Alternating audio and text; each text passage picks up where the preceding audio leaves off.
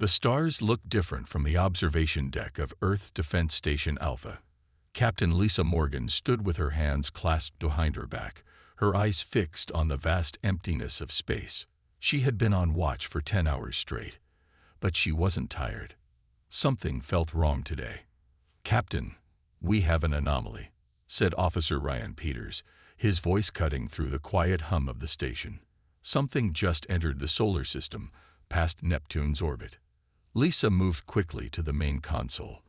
The screen showed a blip where nothing should be. "How big is it?" "Massive, Captain. Bigger than anything we've ever seen." Ryan's fingers flew across the controls. "It's not one of ours." Lisa grabbed the station comm. "Get me Dr. Wright. Now." Dr. Alan Wright was eating dinner when the call came. Within minutes, he and his team of scientists were analyzing the data from the station. The object was moving fast, much faster than normal spacecraft, and it wasn't responding to any standard communication protocols. "It's alien," Dr. Wright said simply. His face was pale on the video screen. "We're looking at first contact, Captain Morgan." Word spread quickly. Earth had established colonies on Mars and the Moon, but never encountered intelligent alien life. Government officials from all nations gathered in emergency meetings. The object continued its approach toward Earth. Commander John Ellis of North American Defense ordered all military units to stand by. "We don't know if they're friendly," he told his officers, "but we'll be ready if they're not." The alien vessel slowed as it reached the orbit of Mars. It was enormous, almost a mile long, with strange curved structures that resembled insect wings. For 3 days, it remained there, silent and unmoving. "They're studying us," Dr. Wright told the Emergency Council, "just as we're studying them." On the 4th day, United Nations Secretary Samantha Cole made a decision. "We need to make the first move. I'll lead a diplomatic mission to establish contact." Despite objections, Samantha assembled a team of linguists, scientists, and diplomats. Their shuttle, named the Olive Branch, departed from Earth with a message of peace broadcasting on all frequencies. As the shuttle approached the alien vessel, smaller crafts began to emerge from the larger ship. They were sleek and predatory-looking. "They're moving to intercept," reported the Olive Branch pilot to Mission Control. Lisa Morgan watched the scene unfold from the command center, a knot of worry forming in her stomach. "Something's not right," she murmured. The alien crafts surrounded the human shuttle.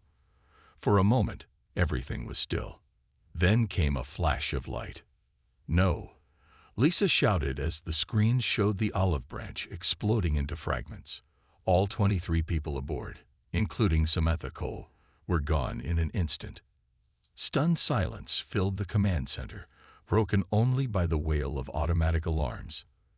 "They shot without warning," Commander Ellis said, his voice hard with shock and anger. "This is an act of war." Within hours, more alien ships poured from the larger vessel. They formed attack patterns and began moving toward Earth. Dr. Wright's team managed to intercept some of the aliens' communications. The translations were rough but chilling. "Planet suitable for harvesting. Indigenous infestation to be removed." The President of the United States addressed the nation that evening. "Today, we face the greatest threat in human history. These visitors do not come in peace. They see our world as a resource to be taken and our people as pests to be exterminated. But they will learn what others before them have learned. No one defends their home like humans do." Across the world, militaries mobilized. Civilians were evacuated from coastal cities. Old enemies became allies in the face of this new threat. Lisa Morgan watched as the first wave of alien ships entered Earth's atmosphere. Fighter jets scrambled to intercept them. The first battle for Earth had begun. "They think we'll be easy to crush," she said to Dr. Wright as they watched the alien ships descend. "They have no idea what humans are capable of when fighting for survival." Dr. Wright nodded grimly. "Let's show them." 3 days after the first attack, Intelligence Officer Laura Bennett sat in a dimly lit underground room. She had not slept much. Her eyes were red from staring at screens showing alien communications. The room was filled with computers and tired-looking people. "I think I found something," Laura said, waving over her supervisor. The aliens called themselves the Vexari. They spoke of Earth as Harvest World 18. Their messages described humans as vermin to be cleared before they could begin taking Earth's resources. "They've done this before," Laura told the Emergency Council later that day. "The messages mentioned 17 other worlds they've stripped bare. We're just the next on their list." Commander Ellis frowned. "Do they mention any weaknesses?" Laura shook her head. "Not directly. But they seemed surprised by our resistance. The other species they encountered gave up more quickly." At the same time, Dr. Kevin Rodriguez was studying the remains of a downed alien craft. The Vexari pilot had died on impact. Now it lay on a steel table in Dr. Rodriguez's lab. The alien looked like a cross between an insect and a reptile, with 6 limbs and a hard outer shell. "They're connected somehow," Dr. Rodriguez explained to Captain Morgan as she visited his lab. "The brain has unusual structures that suggest a hive mind. They think and act as one. Can we use that against them?" Lissa asked. "Maybe. If we disrupt their connection, they might become confused." In another part of the facility, engineer Paul Winters was taking apart alien technology. The Vexari weapons were powerful but gave off a distinct energy signature before firing. "They need 3 seconds to charge," Paul explained to a group of military officers. "That's our window to hit them or get out of the way." Across the country, people prepared for war. Retired General Richard Hayes came back to service to train civilians. He had fought in many wars, but never against aliens. "They have better weapons," he told his trainees, "but we have something they don't. We're fighting for our homes, our families, and our future." The Vexari continued their attacks. They destroyed military bases and bombed cities, but they were surprised when humans kept fighting back from the ruins. 1 week after the first attack, a small team of special forces managed to capture an intact alien scout ship. Inside, they found maps and battle plans. The Vexari were planning a major ground invasion. "They want the planet intact," explained Major Scott Williams, who led the mission. "That's why they haven't used their biggest weapons. They need our resources undamaged." This gave humanity a small advantage. The Vexari had to come down to the ground to fight, and on the ground, humans knew every mountain, river, and forest. Captain Morgan led a meeting to plan Earth's defense. "We can't match them in space," she said. "But once they land, we can make them regret ever coming here." The room was filled with military leaders from around the world. Old enemies sat side by side, united against a common threat. "The Chinese army will defend the eastern regions," said General Wu. "Russia will cover the north," added Commander Petrov. "The European Union forces will protect our ancient cities," stated General Schmidt. "And American forces will defend the Western Hemisphere," finished Commander Ellis. As they spoke, the largest Vexari ship moved into Earth's orbit. Smaller ships began to descend toward major cities around the world. "They're coming," Laura Bennett announced, looking at her monitors. On screens across the facility, they watched thousands of alien craft entering Earth's atmosphere. The sky turned orange with the heat of their entry. "This is it," Captain Morgan said quietly. "The real war begins now." Dr. Rodriguez placed a hand on her shoulder. "We'll be ready for them." Outside, sirens wailed as the first wave of the Vexari invasion force descended toward Earth. Humanity prepared to defend their home like never before. The sky turned red as Vexari ships descended on major cities across Earth. The first target was New York. Buildings shattered under alien weapons fire. Streets cracked open as the ground shook. Dr. Maria Gonzalez watched from the underground command center. 6 months ago, she had been working on clean energy. Now she was in charge of the city's shield system. "Shields at 70%, she reported. "They're holding, but not for long." The shields were her invention, energy fields that covered important areas. They weren't perfect, but they saved many lives that day. Outside the shields, the fighting was fierce. Navy Captain Daniel Cooper led a fleet of fighter jets against the alien ships. His plane was small and old compared to the alien craft, but he knew how to fly it better than anyone. "Eagle Squadron, follow me," he ordered over the radio. "Aim for their charging ports.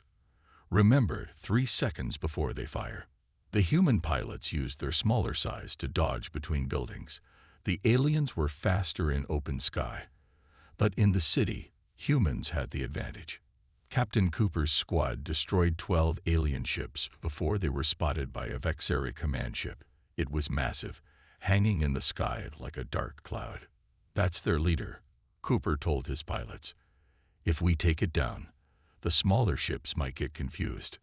But the command ship's shields were too strong for their weapons.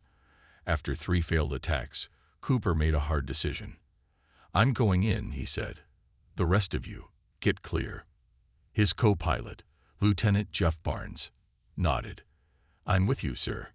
Cooper aimed his jet, now damaged and leaking fuel, directly at the alien ship's main engine. The other pilots watched as the small human craft crashed into the massive alien vessel. The explosion lit up the sky. For a moment, nothing happened. Then the command ship began to tilt. Its engines failed, and it crashed into the harbor. The water boiled around it. On the ground, things were just as desperate. Colonel Eric Barnes led the 3rd Infantry Division in Chicago. His men fought street by street as Vexeri ground troops poured from landing ships. "They don't understand urban fighting," Barnes told his soldiers. "Use the buildings. Use the sewers. Don't fight fair." The aliens were stronger and had better armor, but they moved in straight lines and open spaces. Humans hid in buildings, popped out of manholes, and set traps in narrow streets. In the middle of the battle, a civilian named Kate Wilson drove her construction truck toward a group of aliens. She worked in the city's underground train system and knew every tunnel. "They're using the main tunnel to move troops," she told Colonel Barnes when she reached his position. "I can block it." With 3 soldiers for protection, Kate drove her truck, filled with explosives, into the tunnel. They set the timer and ran, but not all made it out. Kate was the only survivor when the tunnel collapsed, burying hundreds of Vexeri troops. Similar stories played out across the world. In London, a bus driver rammed alien troops. In Tokyo, subway workers flooded tunnels with aliens inside. In Rio, football fans used stadium lights to blind alien sensors. The Vexeri had not expected such resistance. They had conquered 17 worlds before Earth, and none had fought back so fiercely.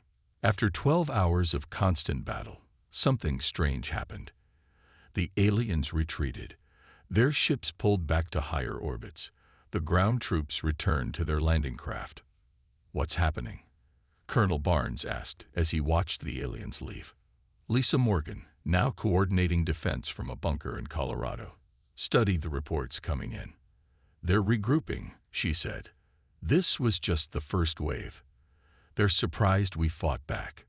Dr. Rodriguez agreed. "The other species they conquered probably surrendered after the first attack. They don't know what to do with us." "Then we'll show them," Lisa said. "While they're regrouping, we'll prepare for round 2. Across the planet, humans began to build, plan, and train for the next attack. They had survived the first wave. Now they would get ready to win the war. 6 months passed since the first attack. Major cities across Earth lay in ruins. Tall buildings had fallen. Roads were cracked and broken. But under the rubble, inside mountains, and deep in forests, humans were still fighting. Steve Martinez walked silently through the pine trees. Before the war, he had been a park ranger in Colorado. Now he taught people how to move without being seen and how to survive in the wild. "Walk on hard ground when you can," he told the group following him. Soft dirt shows footprints. His students were a mix of former office workers, teachers, and teenagers. None had ever fought before the aliens came. Now they were the resistance. "The aliens don't like the forests," Steve explained. "Their technology doesn't work well with all the trees. That gives us an advantage." 20 miles away, engineer Amy Peterson worked in an underground lab. She had dark circles under her eyes from working too many hours. On the table in front of her lay a small metal device. "It's ready for testing," she told her team. "If it works, it will shut down their weapons for 30 seconds. The device was an EMP, an electromagnetic pulse weapon. It sent out a wave of energy that broke electronic equipment. Amy had spent months tuning it to affect Vexeri technology, but not human devices. 30 seconds might not sound like much, she said, but in battle, it's enough time to strike. All around the world, humans adapted to fighting the Vexeri. They learned that the aliens struggled in extreme environments. The Vexeri hated the cold of Alaska and the heat of the Sahara. They couldn't see well in heavy rain or thick fog. In her small apartment in Seoul, hacker Olivia Chen worked with a network of programmers. They intercepted alien signals and created fake ones to confuse the enemy. "They're talking about a new attack on the Asian coast," she told resistance leaders during a secure call. "But I think we can make them believe there's a massive storm coming." The Vexeri relied heavily on their own weather predictions. They didn't trust Earth's unpredictable climate. Olivia's team learned to use this against them. On a farm in Iowa, Greg Howard used his knowledge in new ways. He had spent 40 years growing corn and raising cattle. Now he used his irrigation systems to flood areas where aliens set up bases. "They don't swim well," he told his neighbors with a smile. "All that fancy armor pulls them right down." The war continued, with neither side gaining a clear advantage. The Vexeri had better weapons and technology, but humans knew the planet and were willing to use everything around them as a weapon. In a captured alien base, Dr. Rodriguez studied a dead Vexeri soldier. "Their armor is getting thinner," he noted. "I think they're running low on resources." This was good news. The longer the war continued, the more strain it put on the alien supply lines. They had expected a quick victory and weren't prepared for a long fight. Commander Ellis reviewed the latest battle reports. "We've destroyed more of their ships this month than they've managed to bring in as reinforcements. For the first time, we're actually reducing their numbers." The Vexeri commanders couldn't understand what was happening. In all their past conquests, resistance had crumbled quickly. No species had ever fought back so effectively after the initial attack.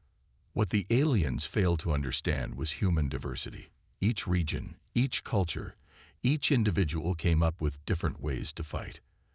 There was no single resistance to crush, but thousands of small groups using different tactics. "They think in straight lines," Lisa Morgan explained during a strategy meeting. "They expect us to fight one way their way. But humans have never agreed on anything, including how to fight a war." As the Vexeri struggled to adapt to human tactics, humanity continued to learn and improve their own methods. The aliens had technology, but humans had something more powerful: the will to protect their home at all costs. Deep in the Vexeri mothership, a meeting of alien commanders took place. They gathered around a large table, their insect-like bodies clicking with irritation. "How are the humans still fighting?" asked the Supreme Commander, its voice a series of harsh clicks translated through machines. "It has been 8 months. No species has ever lasted this long." The Vexeri science officer moved forward. "They are different from other species we have conquered. They do not think as one. Each human thinks differently." This confused the Vexeri. In their hive mind, all thought as one. The idea of individual thinking was strange and unsettling. On Earth, stories of human courage spread through hidden radio networks. In Chicago, nurse Linda Campbell became famous for running through alien bombardment to save 5 children trapped in a collapsed school. She carried each child on her back, one by one, across half a mile of open ground, while alien ships flew overhead. "I didn't think about it," she told others later. "I just knew those kids needed help." In the mountains of Colorado, Lieutenant Frank Taylor and his squad of 12 soldiers attacked a Vexeri processing plant. Cut off from command and low on supplies, They used hunting rifles and homemade bombs to destroy the facility. "We lost 4 good people," Frank said when they finally made radio contact a week later. "But we took out their plant and freed 200 human prisoners." Around the world, different cultures fought in different ways. In Japan, fighters used ancient ninja tactics, moving silently and striking from shadows. In Kenya, Maasai warriors used their knowledge of the savannah to lure aliens into traps. In Brazil, river people used the Amazon's maze of waterways to hide and ambush alien patrols. This diversity confused and frustrated the Vexari. Their own species had only one culture, one way of fighting, one way of thinking. In the ruins of Boston, 12-year-old Joey Adams became an important part of the resistance. He was small enough to crawl through spaces adults couldn't fit through. The alien sensors, designed to detect adult-sized humans, often missed him. "Joey is our best scout," said resistance leader Carla Diaz. "He can get into enemy bases and back without being seen." Joey wasn't the only child helping. Young people across the world became messengers, scouts, and lookouts. Their small size and ability to learn quickly made them valuable to the resistance. In a Vexari prison camp, Dr. Alan Wright endured daily questioning. The aliens had captured him during a raid on a research facility. They wanted to know about human weapons and defenses. Despite pain and hunger, Alan fed them false information. He told them humans couldn't see well in the dark, when in fact night vision technology was being distributed to fighters. He said humans feared water, sending aliens into flood zones where ambushes waited. "Humans will surprise you," he told his captors. "Just when you think you understand us, we'll do something completely unexpected." Religion played a part too. Churches, mosques, temples, and synagogues became gathering places for the resistance. Faith gave people hope when things seemed darkest. "We pray for strength," said Rabbi David Goldstein in a hidden synagogue beneath New York. "And then we go out and fight with that strength." The aliens couldn't understand this either. The Vexari had no religion, no belief in anything beyond their hive and their conquests. Among the Vexari, one scientist named Zexnar began to question their dismissal of human intelligence. It studied captured human books and art, learning about human history and culture. "These beings fight for their future generations," Zexnar told its research team. "They sacrifice themselves not just for the hive that exists now, but for a hive that will exist long after they are gone." This concept was new to the Vexari, who lived only for the present hive. The idea of sacrificing for beings not yet born seemed strange, yet powerful. As the war continued, more Vexari began to wonder if they had underestimated their enemy. Perhaps these humans were not vermin after all, but something far more dangerous, beings who could imagine a future worth dying for. 2 years had passed since the Vexari first attacked Earth. The planet was scared with craters and ruins, but humanity still fought on. In underground labs and hidden bases, humans worked on ways to turn the tide of war. Dr. Kevin Rodriguez hadn't slept properly in weeks. He stood in his lab, staring at test tubes filled with alien tissue samples. His team had been studying the Vexari biology, looking for weaknesses. "I think we found something," he told Captain Morgan during her visit to the lab. "The Vexari communicate through chemical signals. If we can disrupt those signals, we might be able to break their hive connection." Lisa looked at the blue liquid in the vial Kevin held up. "How long until it's ready for testing?" "A few days. We need to make sure it only affects Vexari biology, not humans or Earth animals." Far above Earth, on the Mars colony, engineer Diane Miller worked with a team of scientists. Before the war, the colony had used large lasers for mining operations. Now those lasers were being converted into weapons. "The Vexari don't know we're still here," Diane told her team as they worked. "They think they destroyed the Mars colony in the first month of the war." The colony had survived by moving underground after the initial attack. For 2 years, they had been watching, gathering information, and preparing to strike back. The lasers will be ready in 3 days, Diane said during a secure call to Earth. We can hit their ships from behind while they're focused on Earth. On Earth, a daring plan was forming. Major William Jackson led a team of 20 Special Forces soldiers. Their mission: infiltrate the Vexari mothership. It's a one-way trip, he told his volunteers. But if we succeed, we can cripple their command structure. The team would use a captured alien shuttle to approach the mothership.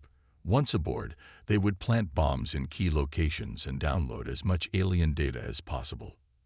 The mission was set for the next full moon, when Earth's natural satellite would be at its brightest. What the Vexari didn't know was that the moon wasn't as dead as it appeared. The lunar colony, like Mars, had survived by going deep underground after the initial attacks. Now, under the leadership of Commander Susan Lee, they were ready to reveal themselves. We've built 50 small attack ships, Susan reported during the secure briefing. They're not much to look at, but they're fast and hard to detect on Vexari scanners. The plan was coming together. Earth would launch a global attack to distract the Vexari. While the aliens were busy, Major Jackson's team would infiltrate the mothership. At the same time, the Mars colony would fire their lasers, and the lunar forces would launch their surprise attack.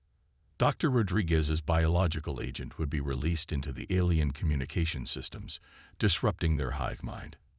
If everything worked, the Vexari would face attacks from multiple directions, while their ability to coordinate was compromised. There was one more surprise. Captain Lisa Morgan, who had been presumed dead after her fighter was shot down 3 months earlier, suddenly made contact from the Arctic. I've been inside one of their forward bases, she told the stunned command center. I've learned how their ships work and stolen key technology. Lisa had been captured but escaped, taking with her alien devices and critical intelligence about Vexari operations. She had information about a weakness in the mothership's defenses, a cooling vent that was vulnerable during solar flares. We need to time our attack with the next major solar flare, she explained. It will disrupt their shields for about 10 minutes. The solar flare was predicted to occur in 5 days. The countdown began. Resistance cells around the world prepared for what might be their last, best chance to save Earth. Commander Ellis looked at the assembled leaders. This is it. If we fail, humanity might not get another opportunity like this. We won't fail, Lisa said firmly. The Vexari think they know us by now, but they're about to learn that humans always have one more surprise up their sleeves. The day of the attack arrived. Earth's skies were filled with strange lights as the sun released a massive solar flare. Radio communications crackled with static. This was the moment they had been waiting for. In orbit, the Vexari mothership glowed as its shields struggled against the solar radiation. Inside, alien commanders rushed to strengthen their defenses. They didn't notice the small human shuttle approaching from below. Major William Jackson and his team of Special Forces soldiers wore stolen Vexari armor. They docked at a maintenance port and entered the massive ship. Remember the plan, William whispered. Team 1 plants the bombs. Team 2 gets the data. Team 3 creates the diversion. As they moved through the alien vessel, Earth launched its attack. Fighters rose from hidden bases around the world. Ground forces charged Vexari positions. For the first time in 2 years, humans weren't hiding or running. The Vexari were caught off guard. Their communications, already disrupted by the solar flare, became even more confused when Dr. Rodriguez's biological agent was released into their ventilation systems. It's working, Dr. Rodriguez said as he watched drone footage of Vexari troops stumbling in confusion. They can't coordinate their attacks. On Mars, Diane Miller gave the order to fire. Massive lasers, hidden beneath the red planet's surface, shot out at the Vexari fleet from behind. The aliens had no idea the Mars colony still existed. Their ships were hit before they could turn around. Direct hits on 6 capital ships, reported Diane's second-in-command. They're turning to face us now. But as the Vexari ships turned toward Mars, they exposed their vulnerable rear sections to the lunar colony. Commander Susan Lee launched her attack. 50 small but fast ships raced from the dark side of the moon, firing at the exposed Vexari engines. "The fleet is in chaos," Susan reported. "They don't know which way to turn." Inside the mothership, Major Jackson's team reached the main reactor. They planted powerful bombs designed by Paul Winters. The bombs weren't just explosives. They contained a virus that would spread through the ship's systems. "Charges set," reported Sergeant Nina Ortiz. "We have 10 minutes to get to the extraction point." But the Vexari weren't defeated yet. Despite their confusion, some alien soldiers found the human team. A firefight broke out in the narrow corridors. "Go," shouted William as he fired at the approaching aliens. "I'll hold them off." 3 of his soldiers stayed with him while the others raced for the shuttle. The 4 humans fought bravely, buying time with their lives. On Earth, another battle raged in the Sahara Desert. The Vexari had built their main ground base there, thinking the harsh environment would keep humans away. They were wrong. Colonel Eric Barnes led a force of 10,000 soldiers across the sand. They wore special suits designed to reflect heat and conserve water. "The aliens think we can't fight in this heat," Eric told his troops. "Let's prove them wrong." The desert battle was fierce. Vexari weapons turned sand to glass, but the aliens struggled in the intense heat. Their biology wasn't made for such extreme conditions. In orbit, the mothership began to shudder as the bombs exploded. Systems failed across the vessel. The remaining human team members escaped in their shuttle, carrying valuable data stolen from the alien computers. Lisa Morgan, now coordinating the attack from a bunker in Australia, received word that Major Jackson and 3 of his team hadn't made it out. She took a moment of silence for their sacrifice, then continued directing the battle. "The mothership is crippled," she announced. "Their fleet is in disarray. Push the advantage." As the day wore on, something unprecedented happened. A Vexari communication ship broadcast on human frequencies. "This is Commander Zexnar of the Vexari fleet," came the translated message. "Our Supreme Commander is dead. Our mothership is failing. Our reinforcements are still 2 days away." There was a pause. "We request to discuss terms." For the first time in the war, the Vexari were asking to talk instead of fight. The humans had done what 17 other species could not. They had fought the Vexari to a standstill. "Should we respond?" asked Commander Ellis. Lisa nodded slowly. "Tell them we're listening. But the fighting doesn't stop until we have real guarantees." The peace talks took place in a neutral location, a platform built in the middle of the Pacific Ocean. Human leaders sat on one side of a long table. Vexari commanders sat on the other. It had been 3 days since the battle that changed everything. Diplomat Rebecca Hall led the human delegation. She had been a language professor before the war. Now she was responsible for negotiating humanity's future. "We want more than just peace," Rebecca told the aliens. "We want reparations for the damage you've done. We want your technology. And we want guarantees you'll never return." The Vexari representative, Commander Zexnar, had once been a scientist studying humans. Now it was the highest-ranking Vexari left alive. "Your species has done what no other could," Zexnar admitted. "You have defeated the Vexari Imperium." The peace treaty took 2 weeks to complete. Under its terms, the Vexari would leave Earth and provide technology to help rebuild. They would also share star maps showing the locations of the 17 other worlds they had conquered. "Those people deserve freedom too," Rebecca insisted. As news of the Vexari defeat spread through their empire, something unexpected happened. The conquered worlds began to rebel. Without the mothership and central command, the Vexari couldn't control their vast territories. 6 months after the peace treaty, Captain Lisa Morgan led the first human mission to visit another conquered world. Her ship, built with Vexari technology, carried scientists, diplomats, and soldiers. "We're going to help them like we would have wanted help," Lisa told her crew as they prepared to leave orbit. The first planet they visited was Teller, home to a species that looked like tall, blue humanoids. The Tellarians had been under Vexari control for almost 100 years. When they saw humans arriving to help, they celebrated in the streets. "You are legend now," the Tellarian leader told Lisa. "All conquered worlds speak of the humans who fought back." Earth established connections with other species who had suffered under Vexari rule. They shared battle tactics, technology, and stories. A network formed between the liberated worlds. A year after the treaty, the last Vexari outpost surrendered to a combined force of humans and Tellarians. The Vexari Imperium, which had lasted for 500 years, was gone.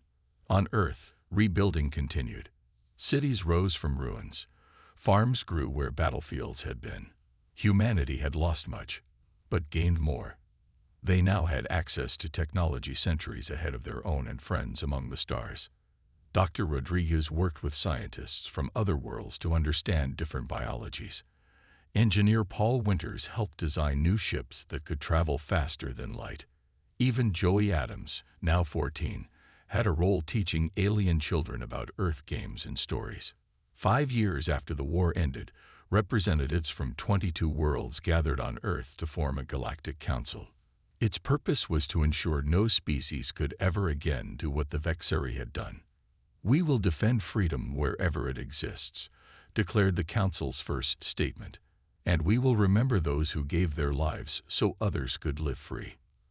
On the surface of the moon, a memorial was built to honor those who died in the war. It showed figures from all Earth's cultures standing together. At night, lights made it visible from Earth, a reminder of what had been lost and what had been saved. Below the figures, words were carved in every human language and in the languages of the 21 other council worlds. The words read, "No one defends their home like humans." And now the stars know why. Captain Lisa Morgan visited the memorial often. She would stand before the names of those who hadn't survived. Major William Jackson, Dr. Alan Wright, Captain Daniel Cooper, and millions more. "We did it," she would whisper to them. "Earth is safe, and so are a lot of other worlds now." As Earth rebuilt and reached out to new friends among the stars, the story of the human resistance became legend throughout the galaxy. On 1,000 worlds, parents told their children about the small, determined species who had defeated the undefeatable. And somewhere in the universe, the remaining Vexari told their own children a cautionary tale. Never attack a world called Earth, for no one defends their home like humans do.